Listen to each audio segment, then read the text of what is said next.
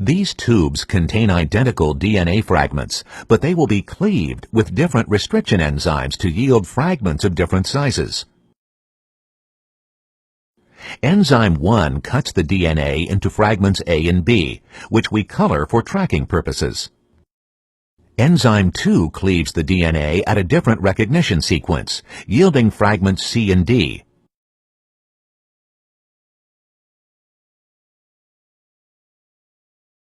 Adding both enzymes yields fragments A, E, and D.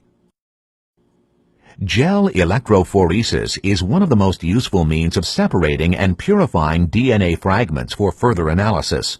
In this technique, a jello-like slab of material called agarose is molded with wells, placed in a buffer solution, and hooked up to positive and negative electrodes.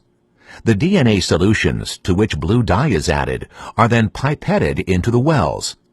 A well is also reserved for the placement of DNA of known sizes, and then the power supply is turned on.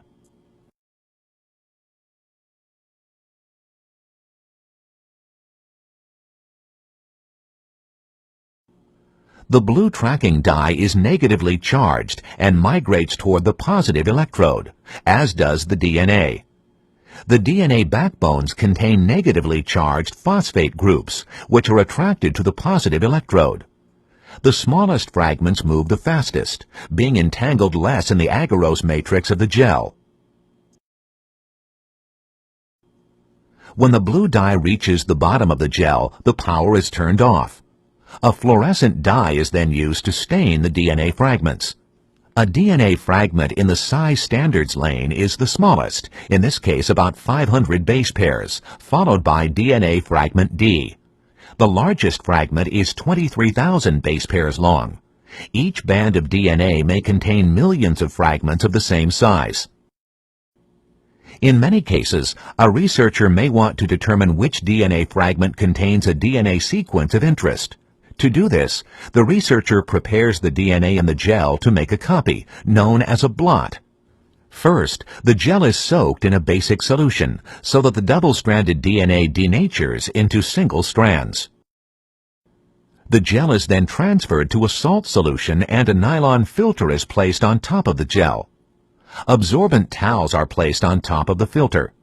The salt solution draws the DNA through the gel toward the nylon filter, where the DNA adheres. The filter is treated so that the DNA adheres to it permanently, and then the filter is placed in a solution with a radioactive probe. The probe consists of single-stranded DNA that is complementary and will hybridize to the band of interest.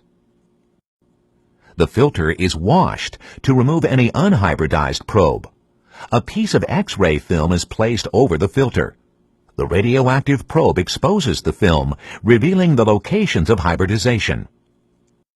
Knowing which bands contain the sequence of interest, an identical agarose gel can be created, and a band of interest can be cut out of the gel. The DNA in this band can then be manipulated for further analysis.